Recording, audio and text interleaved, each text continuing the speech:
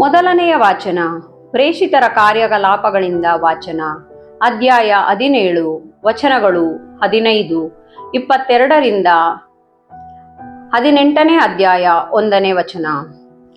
ಪೌಲನನ್ನು ಬಿಟ್ಟು ಬರಲು ಹೋದವರು ಅವನ ಜೊತೆ ಅಥೆನ್ಸಿನವರೆಗೆ ಹೋದರು. ಅನಂತರ ಸೀಲ ಮತ್ತು ತಿಮೋಥೆಯರಿಬ್ಬರು ಸಾಧ್ಯವಾದಷ್ಟು ಬೇಗ ತನ್ನ ಬಳಿಗೆ ಬಂದು ಸೇರಬೇಕೆಂಬ ಆಜ್ಞೆಯನ್ನು ಪೌಲನಿಂದ ಪಡೆದು ಅವರು ಬೆರೋಯಕ್ಕೆ ಹಿಂದಿರುಗಿದರು. ಪೌಲನು ಅರಿಯೋಪಾಗಿನ ಸಭೆಯ ಮುಂದೆ ನಿಂತು ಹೀಗೆಂದನು: ಅಥೆನ್ಸಿನ ಮಹಾಜನರೇ, ನೀವು ಎಲ್ಲಾ ವಿಧದಲ್ಲೂ ಬಹು ಧರ್ಮನಿಷ್ಠರೆಂದು ನನಗೆ ತೋರುತ್ತದೆ. ನಿಮ್ಮ ಪಟ್ಟಣದಲ್ಲಿ ನಾನು ತಿರುಗಾಡುತ್ತಾ ನೀವು ಪೂಜಿಸುವ ವಿಗ್ರಹಗಳನ್ನು ಗಮನಿಸುತ್ತಾ ಇದ್ದಾಗ ಒಂದು ಬಲಿಪೀಠವು ಕಣ್ಣಿಗೆ ಬಿದ್ದಿತು. ಅದರ ಮೇಲೆ ಅಜ್ಞಾತ ದೇವರಿಗೆ ಎಂಬ ಲಿಖಿತವಿತ್ತು. ನೀವು ಅರಿಯದೆ ಆರಾಧಿಸುವ ಆ ದೇವರನ್ನೇ ಅರುಹಿಸಲು ನಾನು ಬಂದಿರುತ್ತೇನೆ. ಜಗತ್ತನ್ನು ಹಾಗೂ ಅದರಲ್ಲಿರುವ ಸಮಸ್ತವನ್ನು ಸೃಷ್ಟಿಸಿದ ದೇವರು ಇಹಪರಗಳಿಗೆ ಒಡೆಯರು. ಮಾನವನು ನಿರ್ಮಿಸಿದ ಗುಡಿಗಳಲ್ಲಿ ಅವರು ಮನೆ ಮಾಡುವಂತವರಲ್ಲ. ಎಲ್ಲ ಜೀವಿಗಳಿಗೆ ಪ್ರಾಣವನ್ನು, ಶ್ವಾಸವನ್ನು, ಸಮಸ್ತವನ್ನು ಕೊಡುವವರು ಅವರೇ ಎಂದೇ ಅವರಿಗಾಗಿ ಮಾನವನು ದುಡಿಯಬೇಕಾದ ಅವಶ್ಯಕತೆ ಇಲ್ಲ. ಅಂತ ಕೊರತೆ ಅವರಿಗೇನೂ ಇಲ್ಲ. ಒಂದೇ ಮೂಲದಿಂದ ಅವರು ಎಲ್ಲ ಜನಾಂಗಗಳನ್ನು ಸೃಷ್ಟಿಸಿ ಭೂಮಂಡಲದಲ್ಲೆಲ್ಲ ಜೀವಿಸುವಂತೆ ಮಾಡಿದ್ದಾರೆ.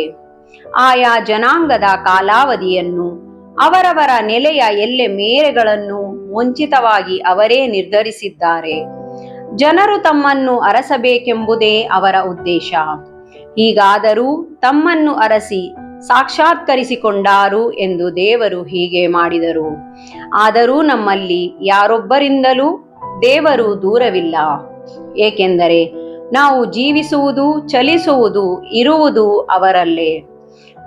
ನಿಮ್ಮ ಕವಿಗಳಲ್ಲೇ ಕೆಲವರು ಹೇಳಿರುವಂತೆ, ನಾವು ನಿಜವಾಗಿ ದೇವರ ಮಕ್ಕಳು. ನಾವು ದೇವರ ಮಕ್ಕಳಾಗಿರುವುದರಿಂದ ಜನರು ಕಲಾಕುಶಲತೆಯಿಂದಲೂ ಕಲ್ಪನೆಯಿಂದಲೂ ರೂಪಿಸಿದ ಚಿನ್ನ, ಬೆಳ್ಳಿ, ಶಿಲೆಗಳ ಪ್ರತಿಮೆಗೆ ದೇವರು ಸಮಾನರೆಂದು ಭಾವಿಸಲಾಗದು. ಮಾನವರು ತಮ್ಮನ್ನು ಅರಿಯದೆ ಬಾಳಿದ ಕಾಲವನ್ನು ದೇವರು ಗಮನಕ್ಕೆ ತಂದುಕೊಳ್ಳಲಿಲ್ಲ. ಆದರೆ ಈಗ ಎಲ್ಲೆಡೆಯಲ್ಲಿರುವ ಸರ್ವ ಮಾನವರು ದುರ್ಮಾರ್ಗಗಳನ್ನು ಬಿಟ್ಟು ತಮಗೆ ಅಭಿಮುಖರಾಗಬೇಕೆಂದು ಆಜ್ಞಾಪಿಸುತ್ತಾರೆ. ಏಕೆಂದರೆ ಅವರು ಒಂದು ದಿನವನ್ನು ಗೊತ್ತು ಮಾಡಿದ್ದಾರೆ. ಆ ದಿನದಂದು ತಾವು ನೇಮಿಸಿದ ಒಬ್ಬ ವ್ಯಕ್ತಿಯ ಮುಖಾಂತರ ಇಡೀ ಜಗತ್ತಿಗೆ ನ್ಯಾಯ ನಿರ್ಣಯ ಮಾಡುವರು. ಇದನ್ನು ಎಲ್ಲರಿಗೂ ಖಚಿತಪಡಿಸಲೆಂದೇ ಆ ವ್ಯಕ್ತಿಯನ್ನು ಮರಣದಿಂದ ಪುನರುತ್ಥಾನಗೊಳಿಸಿದ್ದಾರೆ. ಸತ್ತವರ ಪುನರುತ್ಥಾನದ ಬಗ್ಗೆ ಪೌಲನು ಮಾತಾಡಿದಾಗ ಕೆಲವರು ಪರಿಹಾಸ್ಯ ಮಾಡಿದರು. ಉಳಿದವರು, ಈ ವಿಷಯದ ಬಗ್ಗೆ ನೀನು ಇನ್ನೊಮ್ಮೆ ಹೇಳಬಹುದು, ಆಗ ಕೇಳುತ್ತೇವೆ ಎಂದರು. ಹೀಗೆ ಪೌಲನು ಆ ಸಭೆಯಿಂದ ನಿರ್ಗಮಿಸಿದನು. ಕೆಲವರು ಅವನನ್ನು ಸೇರಿಕೊಂಡು ಭಕ್ತ ವಿಶ್ವಾಸಿಗಳಾದರು. ಇವರಲ್ಲಿ ಅರಿಯೋಪಾಗದ ದಿಯೋನಿಸಿಯನು, ದಮಾರಿ ಎಂಬ ಸ್ತ್ರೀಯು ಮತ್ತಿತರರು ಇದ್ದರು. ಇದಾದ ಮೇಲೆ ಪೌಲನು ಅಥೆನ್ಸನ್ನು ಬಿಟ್ಟು ಕೊರಿಂಥಕ್ಕೆ ಹೋದನು. ಪ್ರಭುವಿನ ವಾಕ್ಯ. ದೇವರಿಗೆ ಕೃತಜ್ಞತೆ ಸಲ್ಲಲಿ. ಕೀರ್ತನೆ ಶ್ಲೋಕ. ಭೂಮ್ಯಾಕಾಶ ಮೀರಿದೆ ಆತನ ಮಹಿಮೆ.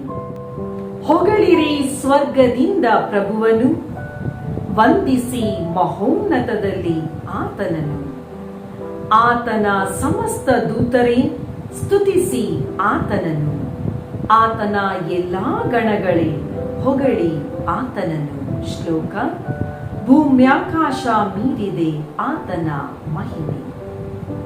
ಭೂರಾಜರು, ಎಲ್ಲ ಜನಾಂಗಗಳು, ಅಧಿಕಾರಿಗಳು, ದೇಶಾಧಿಪತಿಗಳು, ಯುವಕರು, ಯುವತಿಯರು, ಮುದುಕರು, ಮಕ್ಕಳು. ಶ್ಲೋಕ. ಭೂಮ್ಯಾಕಾಶ ಮೀರಿದೆ ಆತನ ಮಹಿಮೆ.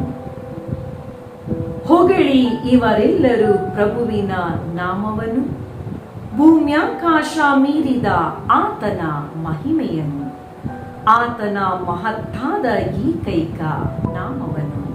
ಶ್ಲೋಕ. ಭೂಮ್ಯಾಕಾಶ ಮೀರಿದೆ ಆತನ ಮಹಿಮೆ. ಕೋಡು ಮೂಡಿಸಿಹನು ಪ್ರಭು ತನ್ನ ಪ್ರಜೆಗೆ, ಖ್ಯಾತಿ ತಂದಿಹನು ತನ್ನ ಭಕ್ತಾದಿಗಳಿಗೆ, ತನ್ನ ಆಪ್ತ ಜನರಾದ ಇಸ್ರಾಯೇಲರಿಗೆ. ಶ್ಲೋಕ: ಭೂಮ್ಯಾಕಾಶ ಮೀರಿದೆ ಆತನ ಮಹಿಮೆ. ಘೋಷಣೆ: ಅಲ್ಲೆಲೂಯ, ಅಲ್ಲೆಲೂಯ.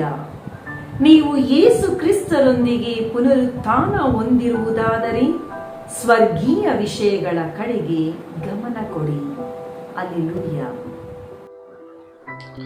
ಯೋವಾನನು ಬರೆದ ಪವಿತ್ರ ಶುಭ ಸಂದೇಶದಿಂದ ವಾಚನ. ಆ ಕಾಲದಲ್ಲಿ ಯೇಸು ತಮ್ಮ ಶಿಷ್ಯರಿಗೆ ಹೀಗೆಂದರು: ನಾನು ನಿಮಗೆ ಹೇಳಬೇಕಾದುದು ಇನ್ನೂ ಎಷ್ಟೋ ಇದೆ. ಸದ್ಯಕ್ಕೆ ಅವು ನಿಮಗೆ ಹೊರಲಾಗದ ಹೊರೆಯಾಗಬಾರದು. ಹೇಗೂ ಸತ್ಯ ಸ್ವರೂಪಿಯಾದ ಪವಿತ್ರಾತ್ಮರು ಬಂದ ಮೇಲೆ ನಿಮ್ಮನ್ನು ಸಮಗ್ರ ಸತ್ಯದೆಡೆಗೆ ಕರೆದೊಯ್ಯುವರು. ಅವರು ತಮ್ಮಷ್ಟಕ್ಕೆ ತಾವೇ ಏನನ್ನೂ ಬೋಧಿಸದೆ ತಾವು ಕೇಳಿದುದನ್ನು ಕುರಿತೇ ಮಾತನಾಡುವರು. ಮುಂದೆ ನಡೆಯಲಿರುವುದನ್ನು ನಿಮಗೆ ತಿಳಿಸುವರು. ಅವರು ನಾನು ಹೇಳಿದವುಗಳಿಂದಲೇ ಆಯ್ದು ನಿಮಗೆ ತಿಳಿಯಪಡಿಸಿ ನನ್ನ ಮಹಿಮೆಯನ್ನು ಬೆಳಗಿಸುವರು. ಪಿತನಿಗೆ ಇರುವುದೆಲ್ಲವೂ ನನ್ನದೇ. ಆದುದರಿಂದಲೇ ಪವಿತ್ರಾತ್ಮರು ನಾನು ಹೇಳಿದವುಗಳಿಂದಲೇ ಆಯ್ದು ನಿಮಗೆ ತಿಳಿಯಪಡಿಸುವರೆಂದು ನಾನು ಹೇಳಿದ್ದು. ಪ್ರಭುವಿನ ಶುಭ ಸಂದೇಶ. ಕ್ರಿಸ್ತರೇ ನಿಮಗೆ ಸ್ತುತಿ ಸಲ್ಲಲಿ. ಪ್ರಿಯರೇ, ಅಥೆನ್ಸ್ ನಗರ ಗ್ರೀಕ್ ಸಂಸ್ಕೃತಿಗೆ ಮಾರು ಹೋಗಿತ್ತು. ಎಲ್ಲೆಂದರಲ್ಲಿ ವಿಗ್ರಹವೇ ತುಂಬಿತ್ತು. ಪೌಲ ಮತ್ತು ಸೀಲ ಧರ್ಮ ಪ್ರಚಾರ ಮಾಡಲು ಆ ನಗರಕ್ಕೆ ಬಂದಾಗ ಅಲ್ಲಿ ಬಲಿಪೀಠದ ಮೇಲೆ ಅಜ್ಞಾತ ದೇವರಿಗೆ ಎಂದು ಬರೆಯಲಾಗಿರುತ್ತದೆ. ಇದನ್ನು ನೋಡಿದ ಪೌಲ ಆ ಜನರೊಂದಿಗೆ ಸಂಭಾಷಿಸುತ್ತಾ ಶುಭ ಸಂದೇಶವನ್ನು ಬೋಧನೆ ಮಾಡುತ್ತಾನೆ. ಅಜ್ಞಾತ ದೇವರು ಭೂಲೋಕವನ್ನು ಸೃಷ್ಟಿಸಿದ್ದಾರೆ. ನಾವು ಜೀವಿಸುವುದು, ಚಲಿಸುವುದು ಅವರಿಂದಲೇ ಎಂದು ನುಡಿಯುತ್ತಾನೆ. ಶುಭ ಸಂದೇಶ ಪ್ರಚಾರ ಮಾಡಲು ಸಂತ ಪೌಲ ಹಿಂಜರಿಯಲಿಲ್ಲ. ಹಲವಾರು ಕಷ್ಟಗಳನ್ನು ಎದುರಿಸಿದಾಗಲೂ ಎದೆಗುಂದಲಿಲ್ಲ. ಕಾರಣ, ತಾನು ಶುಭ ಸಂದೇಶ ಪ್ರಚಾರ ಮಾಡಲು ಎಂತಹ ಕಷ್ಟಗಳನ್ನು ಎದುರಿಸಲೂ ಸಹ ಸಿದ್ಧ ಎಂಬ ದಿಟ್ಟ ನಿರ್ಧಾರವನ್ನು ಸಂತ ಪೌಲ ತೆಗೆದುಕೊಂಡಿದ್ದರು. ಶುಭ ಸಂದೇಶ ಪ್ರಚಾರ ಮಾಡಲು ಹಕ್ಕು ನನಗಿದೆ, ಪ್ರಭುವೇ ನನಗೆ ಆ ಹಕ್ಕನ್ನು ಕೊಟ್ಟಿದ್ದಾರೆ ಎಂಬುದಾಗಿ ಹೇಳಿಕೊಂಡು ಅದಕ್ಕಾಗಿ ಪೌಲ ದುಡಿಯುತ್ತಿದ್ದ, ಶ್ರಮ ಪಡುತ್ತಿದ್ದ. ಪವಿತ್ರಾತ್ಮರ ಪ್ರೇರಣೆ, ವರಪ್ರಸಾದ ಆತನೊಂದಿಗಿತ್ತು. ಪ್ರಿಯರೇ, ನಾವು ಸಹ ಶುಭ ಸಂದೇಶವನ್ನು ವಾಕ್ಯದ ಕಾರ್ಯದ ಮುಖಾಂತರ ಸಾರುವಂತಾಗಲಿ ಎಂದು ಈ ದಿನ ಪ್ರಾರ್ಥಿಸೋಣ. ಆಮೆನ್.